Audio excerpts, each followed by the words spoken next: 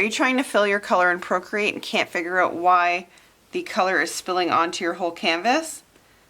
Well, in this video, we're going to talk about why this might be happening. So first of all, the brush that you might be using, this is just a regular pencil brush. If you close up in your pixels, you might have little sections that are not fully closed. So there are holes in your lines. If you still want to fill color in a brush that is like this, that has an inconsistent line, so what you can do is change your threshold when you drop your color in.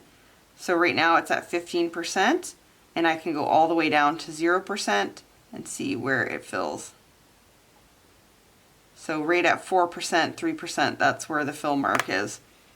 So you can see that at the top. I'll do it again in case you didn't see it. See the little threshold there? You can drag it all the way up and all the way back. So I hope that helps. If you have any questions, leave them in the comments. And don't forget to like and subscribe, and we'll see you in the next video. Bye for now.